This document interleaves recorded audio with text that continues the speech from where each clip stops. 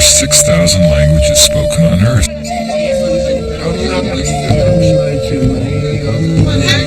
Now, a language is not just a body of grammar or a set of words. A language is a reflection of culture. It's a flash of the human spirit.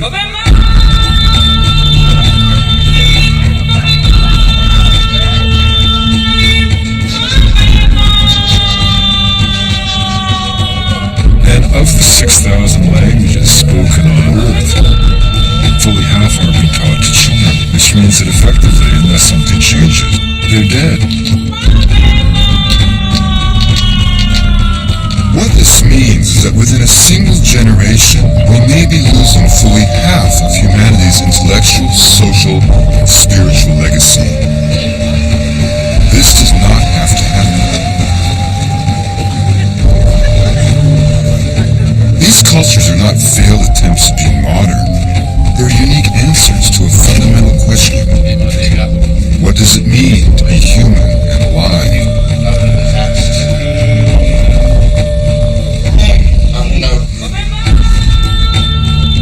I've come to Polynesia to learn about the oceans and the largest culture sphere in human history.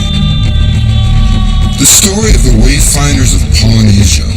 A few years ago I might have been writing its last chapter, but now there is a new beginning in the light at the edge of the world.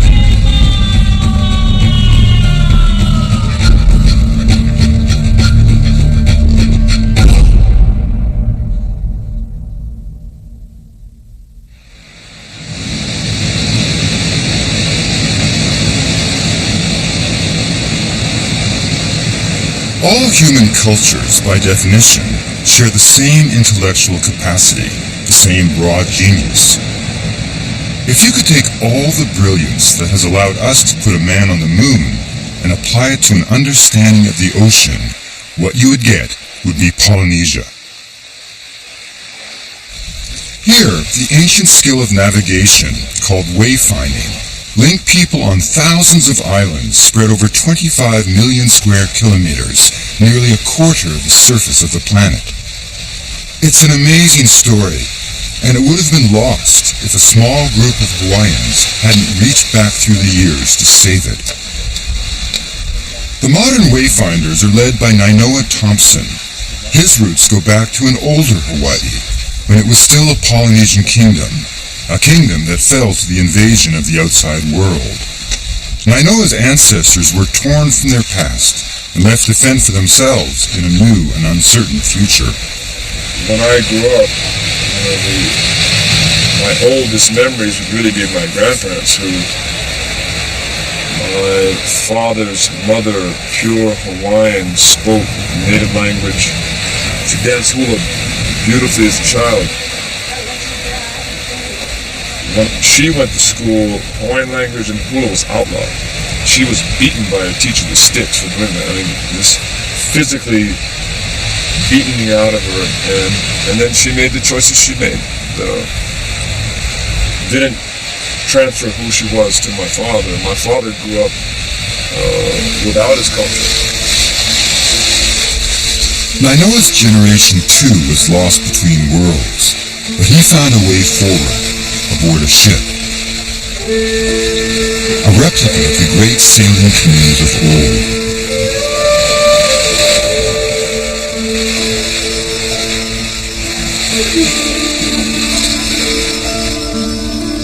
It's called Hokulea, after the sacred star of Hawaii.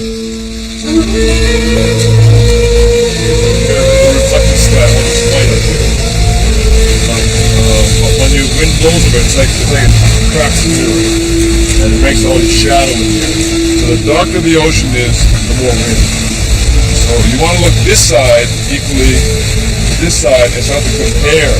It was on board the Hokulea that the ancient techniques of wayfinding came back to inspire the imaginations of the modern Polynesians, like whispers coming forward in time. The Hokulea taught them to pay attention to weather, to read the waves, to understand the meaning of stars. They learned lessons of the big water, how to anticipate distant islands by the colors in the clouds, and find landfall by following the flights of feeding birds. And they came to recognize finer details, like clocking their speed by watching the wash along the length of the hull.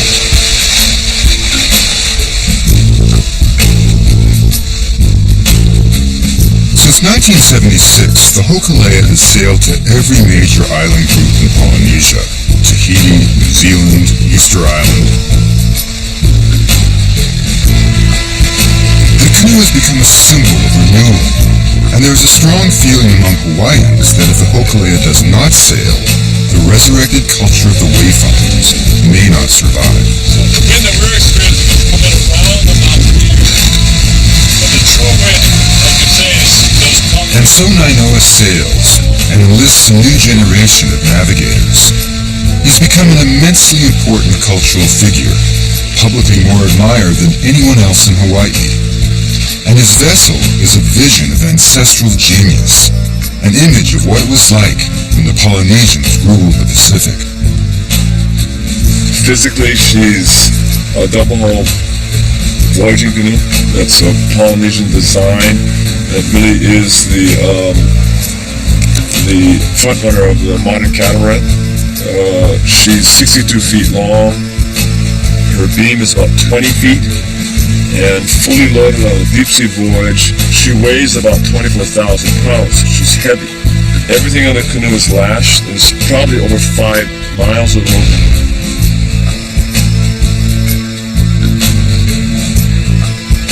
Before the Hokulea sailed, few acknowledged that Polynesians deliberately navigated the Pacific.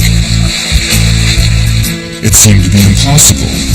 How, in vessels built with stone tools, could people have sailed weeks against the currents and prevailing winds, with no compasses, sextants, or charts? But they clearly had done so. Evidence of a common Polynesian civilization was everywhere, on hundreds of islands, in ruins and middens, tikis and rock carvings. Scholars began to investigate, like my friend, Edmundo Tours. Edmundo has lived on Easter Island for 45 years and has identified no fewer than 20,000 archaeological sites there. We don't really know exactly how this expanded in the past. Edmundo has traveled throughout Polynesia as both an archaeologist and an explorer. You know, the incredible thing, Edmundo, is just the scale of the culture sphere that was Polynesia. I mean, from Auckland to Honolulu is the equivalent of Cape Town to Cairo, twice the width of the United States. Yeah, when I left for French Polynesia in 1985, they asked me if I could start working in the archaeological survey of French Polynesia. It is this area you see right here. It's 1,000 by 1,000 miles. It's 1 million square miles. And I really didn't know where to start. But apparently from Samoa Tonga, at least at some time in the past. Evidence suggests that early Polynesians made it from somewhere in Southeast Asia to Samoa and Tonga, then sailed eastward, spreading through the Marquesas Islands before going north toward Hawaii and south to Easter Island.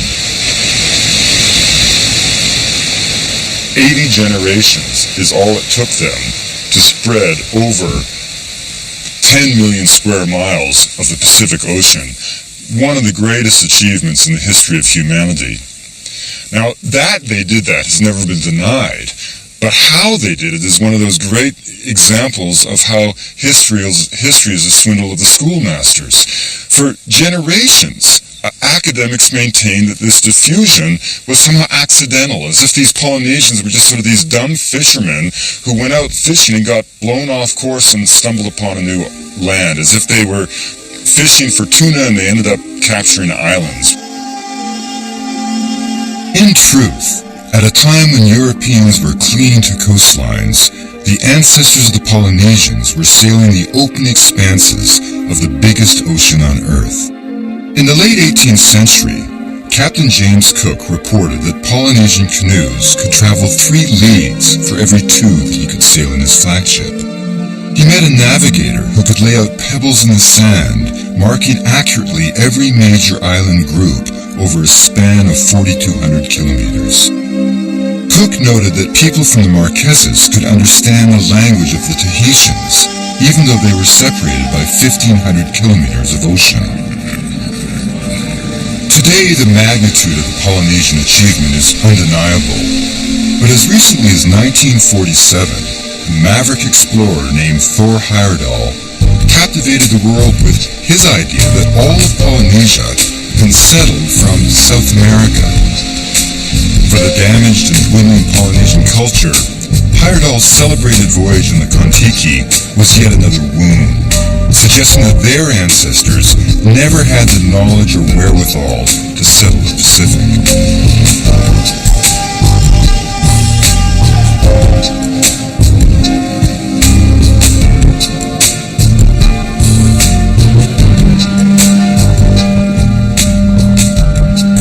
There's no evidence to suggest the primary settlement of Polynesia originated in South America. No, none whatsoever. There's never an artifact from South America has ever been found in the Pacific.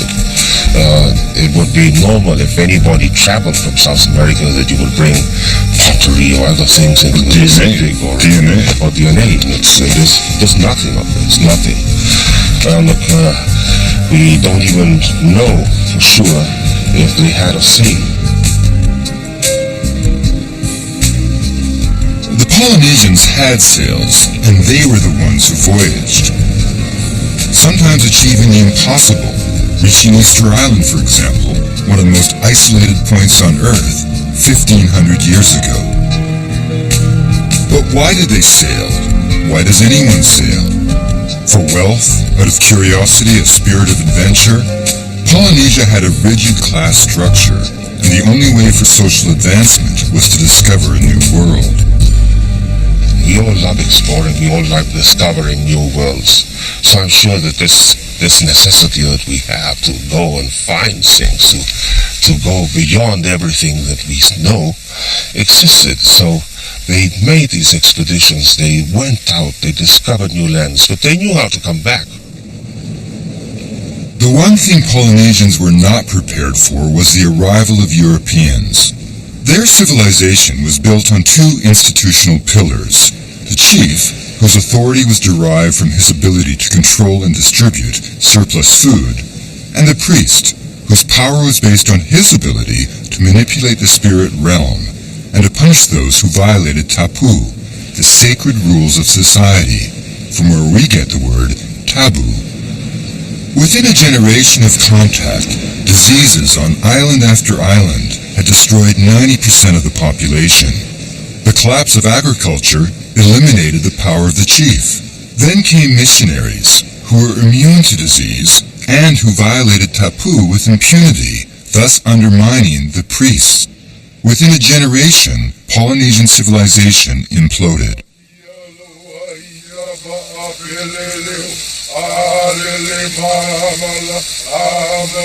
Before Nainoa Thompson's Hokulea crew sails at sunset, they gather for a prayer.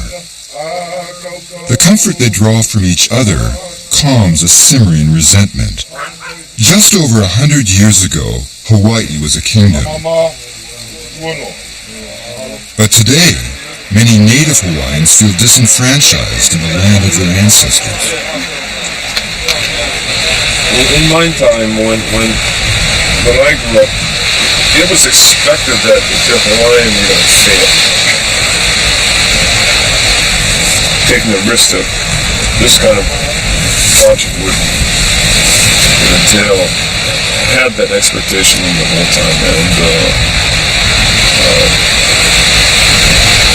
so even the construction of the canoe, the very nerve of gall or of the dream was, what do you mean that you're going to recreate a spaceship of your ancestors and sail it to your homeland?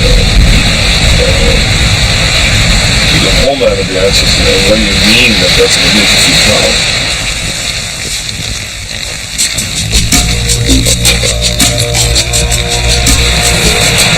This issue about being expected to fail is a real trap. It's a scary trap. If you believe it, you will. And we have to fight that all the time.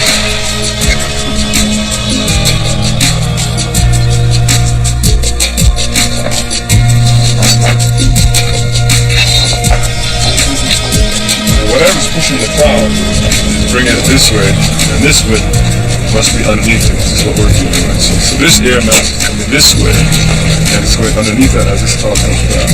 And all the warm air comes up. It gets into a higher altitude, it cools, and then the rain comes out, the friction pulls it back down, it hits the surface, and it rolls out. That's why when the storm is coming through, the water's flat.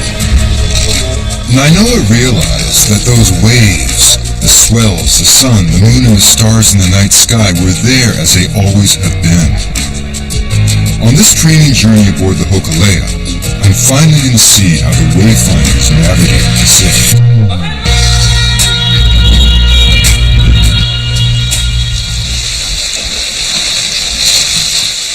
It's amazing at last to be underway on the Hokulea.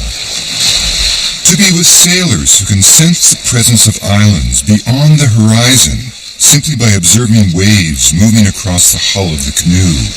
Every island has its own wave pattern that can be read like a fingerprint.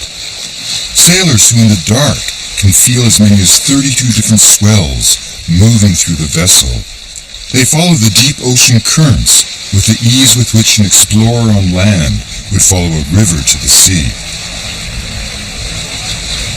The key is a navigator, sitting monk-like at the stern for days at a time, never really sleeping, ever sensitive to the changes in the weather, the currents, and the pulse of the swells. It's based on a system of dead reckoning. You only know where you are by remembering how you got there. Polynesians had no writing, and so every change of course and speed had to be remembered by the navigator. The navigator's task was made easier by two factors. With the exception of New Zealand, Hawaii, and Easter Island, no voyage through Polynesia is longer than 500 kilometers as a crow flies. On the ocean, one can see roughly 50 kilometers, which significantly fills in the spaces between the islands. What's more, the Polynesians were as much wayfinders as navigators. They didn't have to find a specific island. They had to reach an island chain. I find it extraordinary that 15 people can live on a deck 12 meters by 6 for 7 days and never have a squabble. There needs to be calm to listen to the wind. We're heading south on a training voyage, past Oahu, then across the straits of Molokai. It's deceptively calm, for storms always loom. But for now, we are taking our cues from the sea to plot a chart to Molokai in our minds.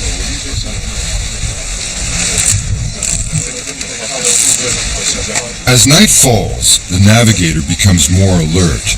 Clouds and waves warn of storms approaching.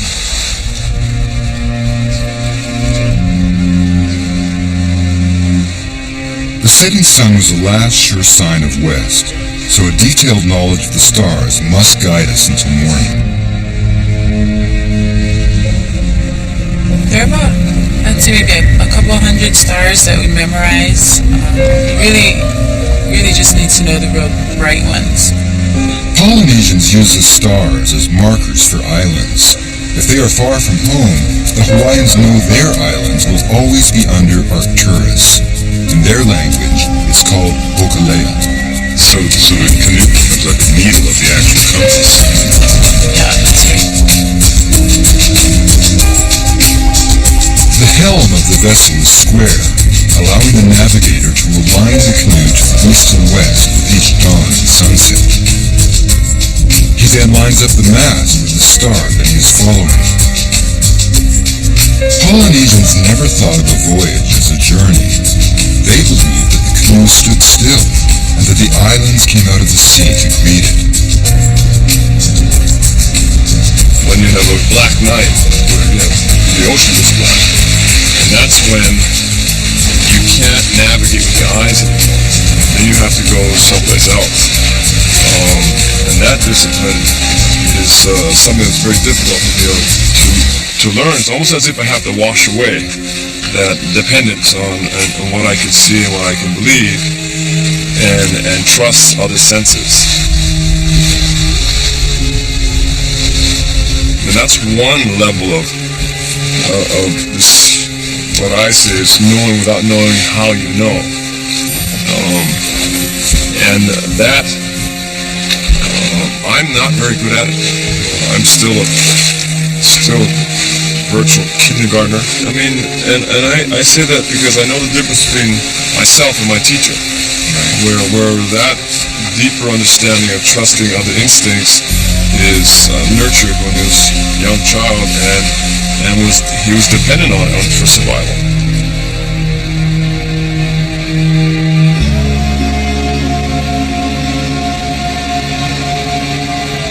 It's incredible to think that 30 years ago, before the Hokulea was built, Nainoa's teacher, Mao Paleuk, was the last of his kind.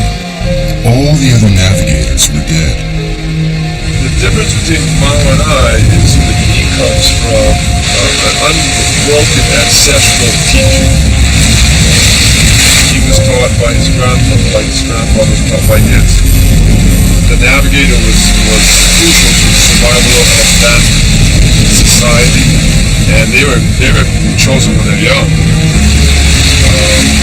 Mao's grandfather picked Mao out of I don't know how many children at age 1, and he was trained at age 1 by putting him in different tide pools in different parts of the island, just to play in the water. And he was taught, he was sailing when he was 5.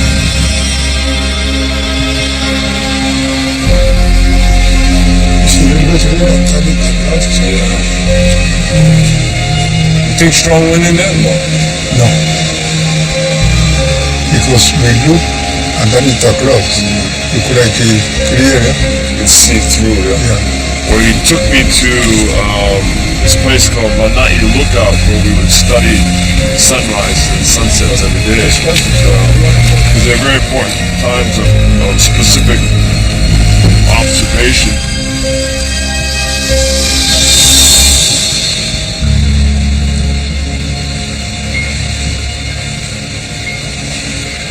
Well, you see that's the sun, the lines come like this, yeah? That's for the wind? For the wind.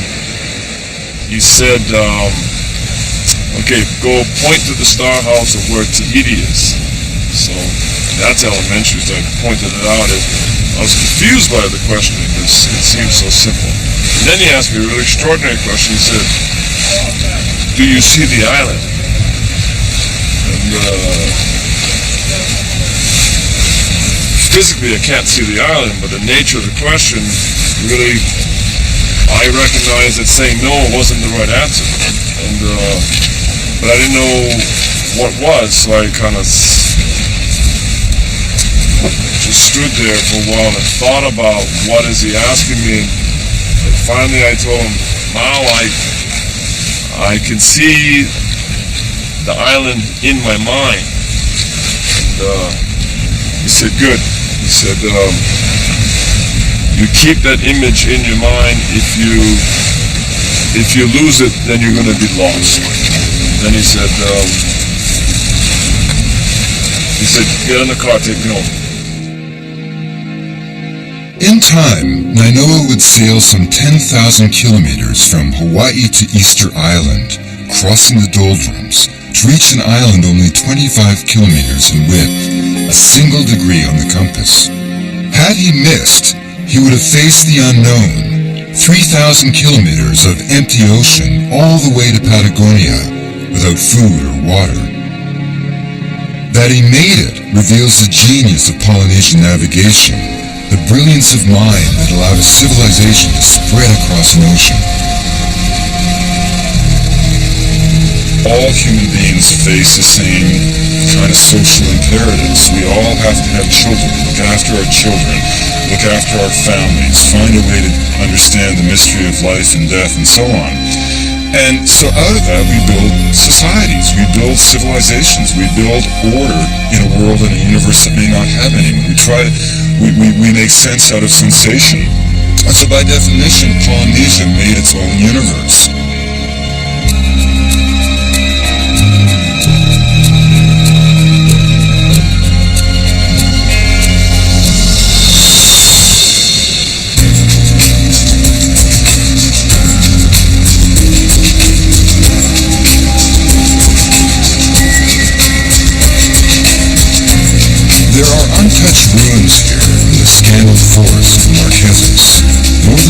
Wayfinders, they tell the story of Polynesian civilization.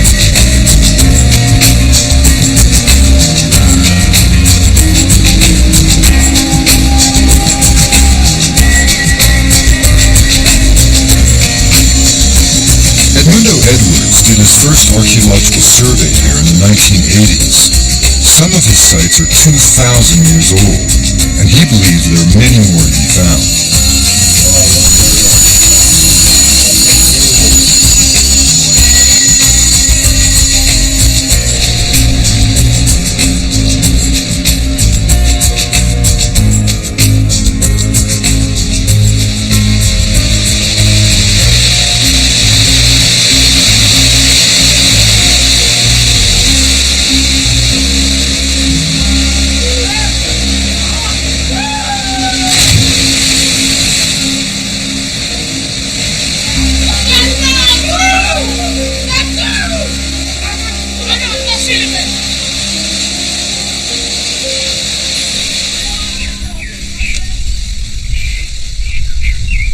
The original name of this place was Tehenua Teanata, the land of men.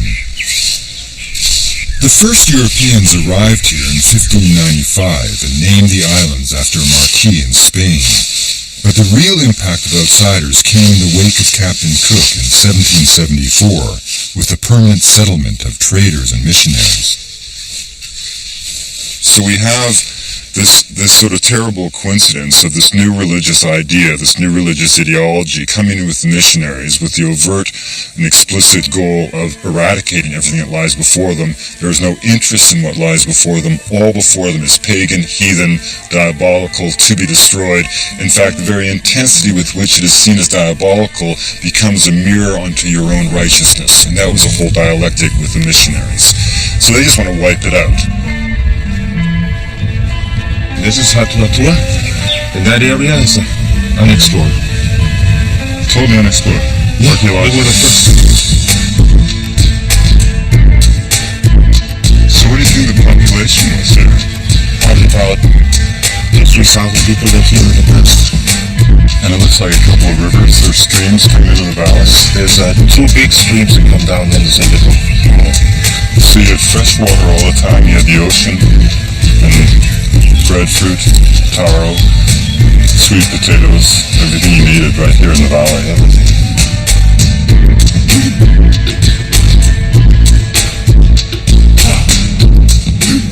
The mutant that you see now is a native mutant. Oh, here you have a, this is it's an actual stone, but it is in this context. It must have been used probably as a weight. Fish weight. Here you have another bone that is perforated for some reason. And here there's a piece of pearl shell that had been worked here around the edges. It could well be 1,000 years old, and we don't know where the site. This site actually hasn't been excavated yet, but it can be. Well, that's an amazing thing if you think about it. I mean, here we are, oldest site in Polynesia, scarcely excavated, and we hardly even know what went on here.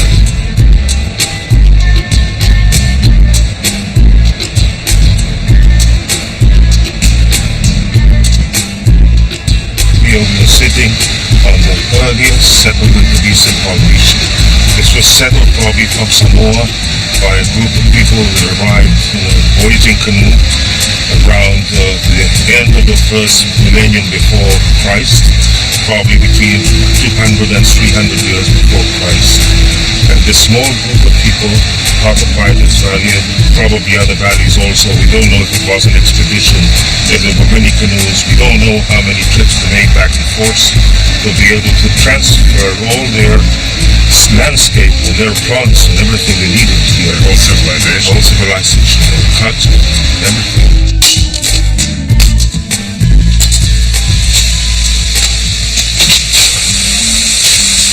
Edmundo, it's incredible. You walk through here, and you've climbed all the way up from the beach, and the entire landscape has been transformed by human beings. Every single inch of this mountainside is covered, not just covered by remains of human habitation, but by monumental architecture. It's extraordinary. I've never been in a place where you walk across miles of landscape, and not only is the landscape completely covered by the remains of an ancient civilization, but so little of it has been studied or even surveyed by archaeology. Here we have these immense terraces, a piece of decorated rock. But why this petroglyph here, do you think? I mean, why, as opposed to any of the other stones in the immediate environment, why do you think this one was decorated? Because this must have been a sacred place, but we don't know much about the petroglyphs because nobody ever, a missionary or anybody in all Polynesia, asked anything about petroglyphs. Not even in Hawaii or Easter Island or Marquesas. So we don't know why they were made or what they were used for. It's incredible that you could come to a world and have your first impulse to transform it without even bothering to embrace it and understand anything about it. I mean, it would be like me marching into your house in the suburbs of New York, and before I even say hello to you or introduce myself, I start painting your living room green.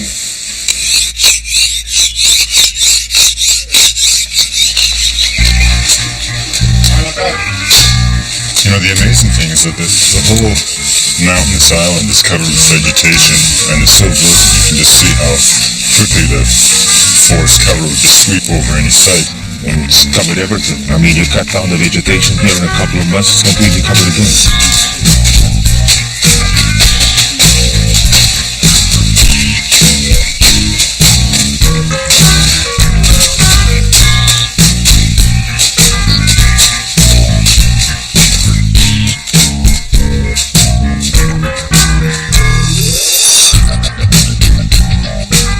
Families lived on these stone platforms called paipai.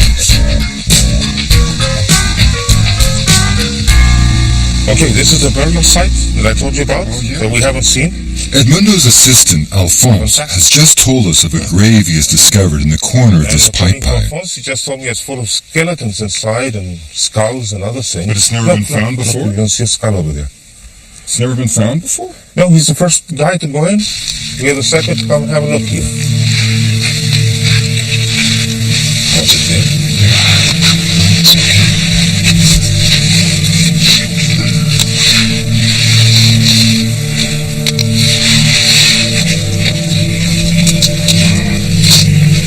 What do you see down there? Oh wow, there's some big skulls. I mean, there's actually quite a few skulls. As my light hits the scattered bones, I try to imagine who these people were. One of them has clearly been busted on the top. I mean, I think a lot of people are buried here. If you look around, let me just... And there's a whole space that crawls back in here. And I bet if you excavated here, you'd find all kinds of bodies. It's not just a single individual. I bet there's 50 people buried in here.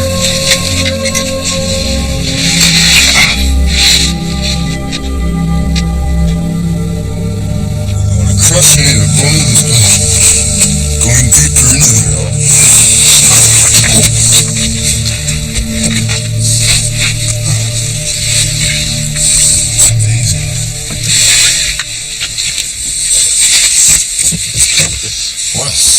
Quite a find. Incredible find.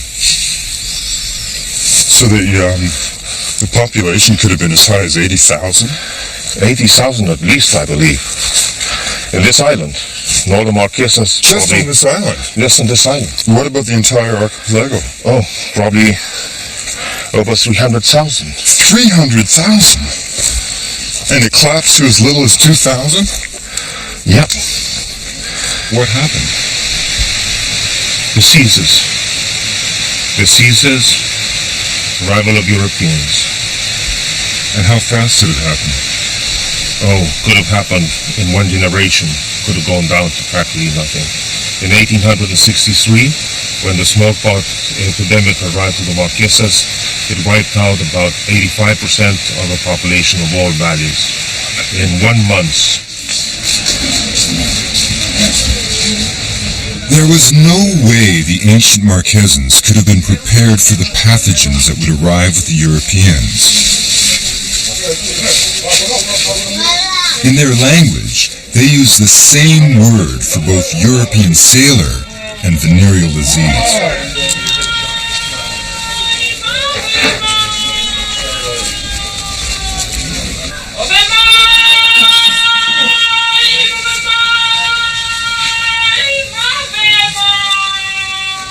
The missionaries rationalized the horrendous death rate on the Marquesas by saying that it was God's just punishment of the heathen. They left no records describing what the culture had been like at contact. The French colonial administration in 1863 formally outlawed virtually every aspect of traditional Marquesan life. This merely codified what had been underway since first contact, the utter destruction of the people. So that almost the way of the ancestors was, within a generation, it slipped from history into the realm of myth, and from myth into the very deepest recesses of memory from which it could not be retained. The Marquesans had no choice but to accept the shattering of their world, and to do their best to adapt to a new reality.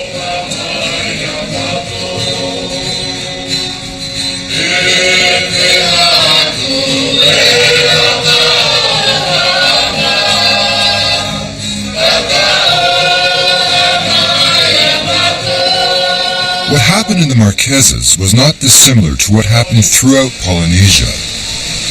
The demographic collapse, together with European colonization, both devastated the traditional economy and brought an end to oceanic trade. The navigator had always been the cultural pivot. Navigation was what fundamentally defined the Polynesians. Suddenly the Wayfinder had no role. Which is precisely why the Hokulea today must sail. As Nainoa Thompson always says, it is by voyaging that modern Polynesia may rediscover the essence of what it is. That's the sun or Which one? a little dot? It's a little smaller dot. The rain is a little dot. Yeah. Rain. The sun right there. The sun rises. Think for a moment what will be lost when this one old man passes away. Now multiply that by all of the other elders in each of the thousands of cultures that are now imperiled. Margaret Mead said it so well, what this is really all about. If we are not careful, we may wake up one day as from a dream and forget that there were ever any other possibilities for life other than our own. Did he ever express any regrets or concerns about the fact that he was one of the last of the great navigators? Yeah, I would say the 29 years that I've known him, he's always been concerned about the survival of his culture. He once said that if there's no navigators, there are no men in this culture. That's why we have to sail. That's why we have to go to school. That's why we need to create canoes for the people, and that's what we're trying to do. Ready? Set.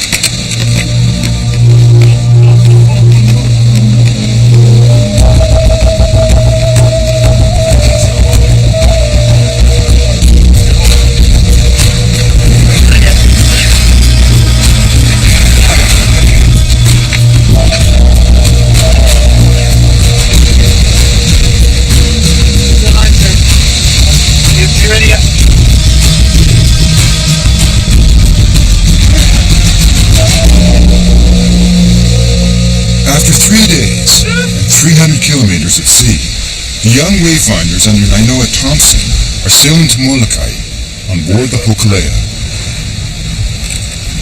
In 1976, the Hokulea sailed for the first time following the traditional route from Hawaii to Tahiti. When it arrived at Papeete, the crew was astonished to see waiting for them a jubilant crowd of over 16,000. But something happened when they launched that canoe, and I'm not adequate to add it all up, but something very powerful happened, and it was as if There was not only the ability to have dreams, but all of a sudden there was a symbol that said you and demanded that you ought to be proud. And that was a whole new sensation. I grew up always.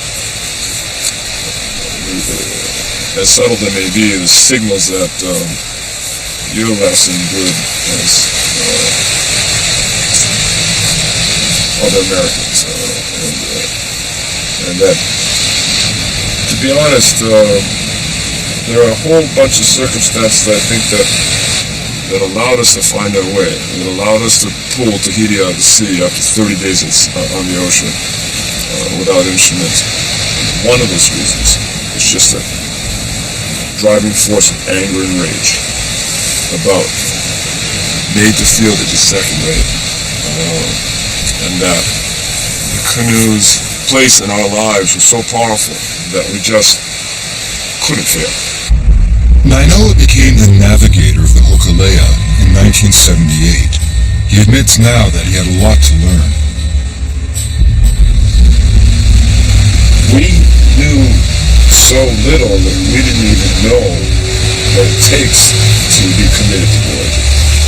So we left on a voyage having no clear idea whether we're ready or not. And hindsight made an enormous mistake. One of these ended in tragedy. They left Honolulu and sailed into the Straits of Molokai.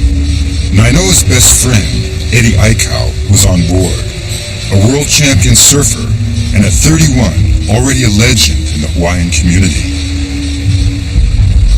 They weren't very far from port when they were hit by a storm. And when the canoe capsized on the journey, we were 20 plus miles outside of the night in gale force winds. Hopefully it turned over. We had a surfboard on the canoe, and he said he needed to go. And we were rescued the next midnight. We never saw him. Eddie was a lifeguard. He grabbed his board and tried to paddle for help. The crew and the Coast Guard went looking for him, but his body was never found. With his death, old wounds were opened, and the family of the Hokulea began to fall apart. The Hokulea went from a symbol of hope to a symbol of failure. His journey on his own, his passing was like lightning. It came and just struck our community, broke it in half, and one half was saying, voyaging ain't worth it. Take it out of the water, put that canoe into the Bishop Museum lawn and leave it there so nobody gets hurt. And the other half of the community was saying, well, then how many generations do we have to leave it on the lawn until our children can forget that tragedy and forget that in our generation's times we met the expectation that we did fail. And that's what was at risk. Nainoa's father, a man who was never brought up with his culture, was the one who realized what was at stake for Nainoa and his crew. I remember him saying that day, the question you'll have to ask yourself is fundamentally about courage. Is the voyage worth the risk? If it is, then he said that extraordinary thing. If it is, let the lines go and be free. And he was saying that for me. Because my dad, I think, was saying, if I never went, I would never be free. And my good friends, Eddie once told me I gotta sail from Hokulea because I need to go down and pull Tahiti out of the sea. And in doing so, I'll bring great honor to my ancestors, and in doing so, I'll bring pride to our children. And fundamentally, that's what it's about. Nainoa, when he goes sailing, it's not like he's going sailing to rediscover a world that of an imagined paradise of a pre-European time. He's not naive and he's not foolish. He knows that can't be done. What Nainoa is saying is, we did this. Like our ancestors, we sailed. And in sailing, we have given meaning not only to our own lives, but also to the lives of our children.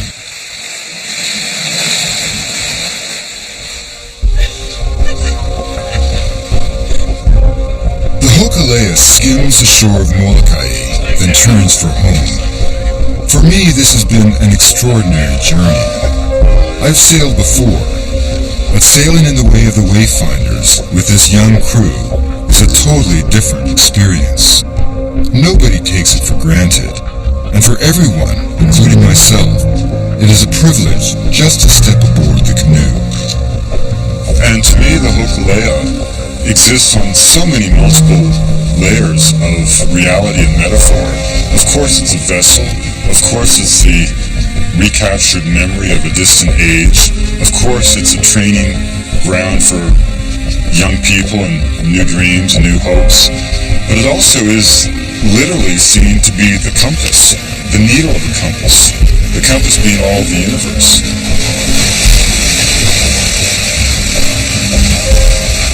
And to me, that's sort of an interesting concept because it encourages us to shift perspective.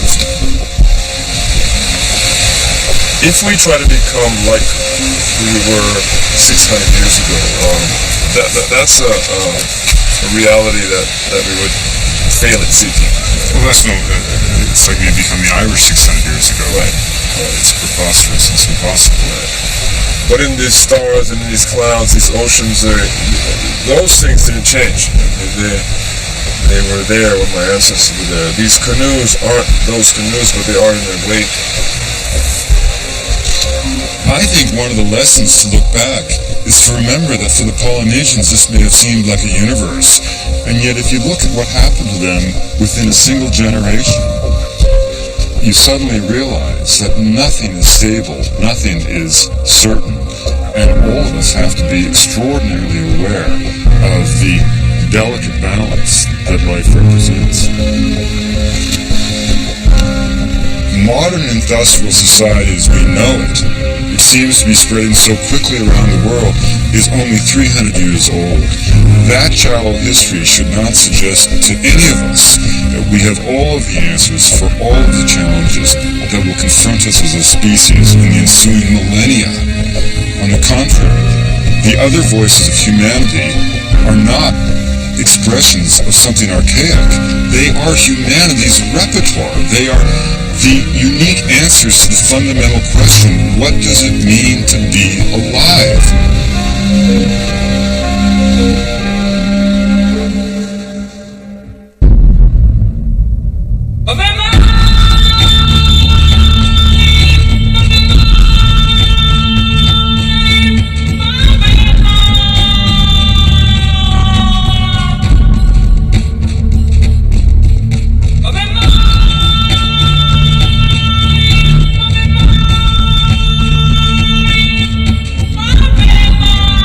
Put a man on the moon and apply it to an understanding of the ocean, what you would get would be Polynesia. Here, the ancient skill of navigation, called wayfinding, linked people on thousands of islands spread over 25 million square kilometers, nearly a quarter of the surface of the planet. It's an amazing story, and it would have been lost if a small group of Hawaiians hadn't reached back through the years to save it. The modern Wayfinders are led by Nainoa Thompson. His roots go back to an older Hawaii, when it was still a Polynesian kingdom, a kingdom that fell to the invasion of the outside world. Nainoa's ancestors were torn from their past and left to fend for themselves in a new and uncertain future. When I grew up, my oldest memories would really be my grandparents, who my father's mother, pure Hawaiians. When the wind blows over, it's like it cracks the mirror, and it makes all these shadows in here. So the darker the ocean is, the more wind. So you want to look this side equally to this side and start to compare It was on board the Hokulea that the ancient techniques of wayfinding came back to inspire the imaginations of the modern Polynesians, like whispers coming forward in time. The Hokulea taught them to pay attention to weather, to read the waves, to understand the meaning of stars. They learned lessons of the big water, how to anticipate distant islands by the colors in the clouds, and find landfall by following the flights of feeding birds. And they came to recognize finer details, like clocking their speed by watching the wash along the length of the hull.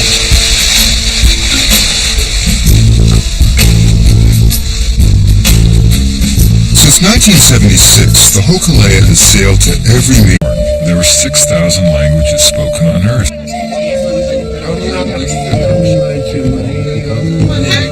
Now, a language is not just a body of grammar or a set of words. A language is a reflection of culture. It's a flash of the human spirit.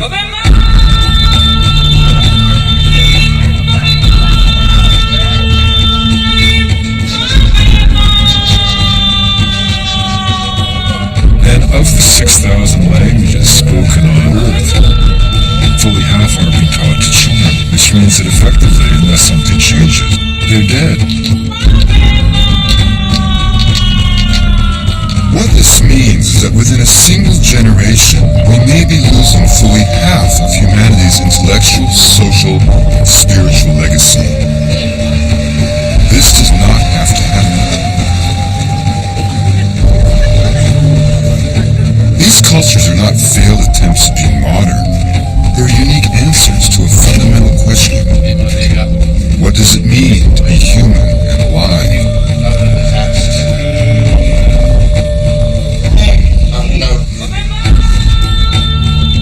I've come to Polynesia to learn about the oceans and the largest culture sphere in human history.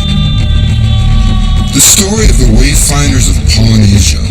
A few years ago I might have been writing its last chapter, but now there is a new beginning, in the light at the edge of the world.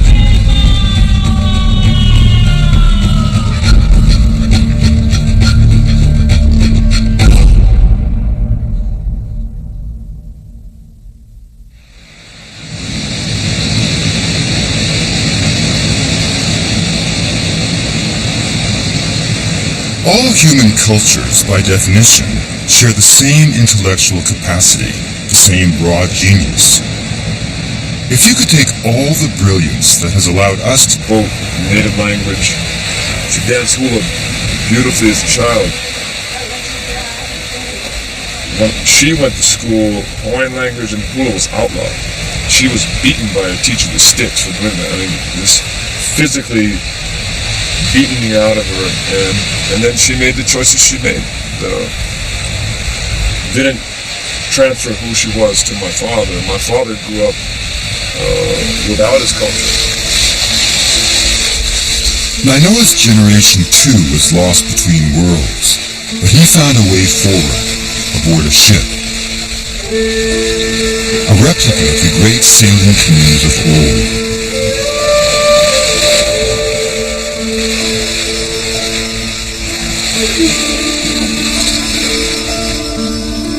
It's called Hokulea, after the sacred star of Hawaii.